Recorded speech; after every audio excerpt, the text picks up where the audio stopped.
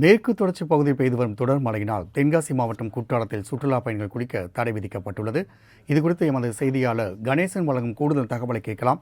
வணக்கம் கணேசன். தற்பொழுது குற்றாலம் மெயினருவி மற்றும் ஐந்தருவி குளிக்க சுற்றுலா பயணிகளுக்கு தடை விதிக்கப்பட்டுள்ளது. அங்கு இருக்கக்கூடிய நீர்வரத்தின் அளவு எவ்வாறு உள்ளது? மேலும் நகராட்சி நிர்வாகம் என்னென்ன நடவடிக்கை எடுத்து வருகிறது? கூடுதல் விவரங்கள். வணக்கம் ராம்குமார். தமிழக கேரளா எல்கை பகுதியான தென்காசி மாவட்டம் மேற்கு தொடர்ச்சி மலை அடிவார பகுதியில் அமைந்துள்ளது இயற்கை எழில் கொஞ்சும் சுற்றுலா தலமான குற்றாலம்.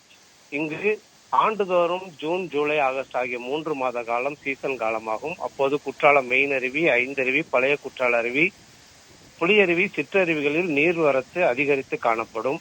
அப்போது தமிழகம் மட்டுமல்லாது பிற மாநிலங்கள், வெளிநாட்டினர் என பல லட்சக்கணக்கான சுற்றுலா பயணிகள் இங்கு வருகை தந்து குளித்து மகிழ்வது வழக்கம். ஆனால் இந்த ஆண்டு 2 மாதங்கள் மட்டுமே சீசன் இருந்து வந்தது. கடந்த 20ஆம் தேதிக்கு பின்னர் குற்றால அருவிகளில் நீர்வரத்து வெகுவாக குறைந்து சிறிதளவே விழுந்து வந்த நிலையில் நேற்று மாலை முதல் வங்கக்கடலில் ஏற்பட்டுள்ள காற்றழுத்த தாழ்வு நிலை காரணமாக தென்காசி மாவட்டத்தின் பல்வேறு பகுதிகளிலும் மேற்கு தொடர்ச்சி மலை வனப்பகுதிகளிலும் இடைவிடாது கனமழை பெய்து வருகிறது. இதனால் திடீரென குற்றால அருவிகளில் நீர்வரத்தும் அதிகரிக்க தொடங்கியது. தொடர்ந்து மழை பெய்து வந்து நீர்வரத்து அதிகரிப்பதன் காரணமாக சுற்றுலா பயணிகளின் பாதுகாப்பை கருத்தில் கொண்டு குற்றாலம் மெயின் அருவி மற்றும் ஐந்தருவிகளில் சுற்றுலா பயணிகள் குளிப்பதற்கு மாவட்ட நிர்வாகம் தடை விதித்துள்ளது.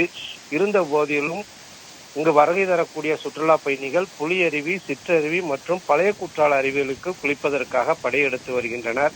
இருந்த போதிலும் குற்றாலம் மெயின் அருவி, ஐந்தருவிகளில் குளிக்க முடியாமல் சுற்றுலா பயணிகள் ஏமாற்றத்துடன் திரும்பி செல்கின்றனர். மேலும் தென்காசி மாவட்டத்தின் பல்வேறு பகுதிகளில் தொடர்ந்து மழை பெய்து வரும் காரணமாக நீர்பிடிப்பு பகுதிகளில் நீர்வரத்தும் அதிகரிக்க தொடங்கியுள்ளது. இதனால் விவசாயிகளும் பொதுமக்களும் மகிழ்ச்சி அடைந்துள்ளனர். ராம்குமார்.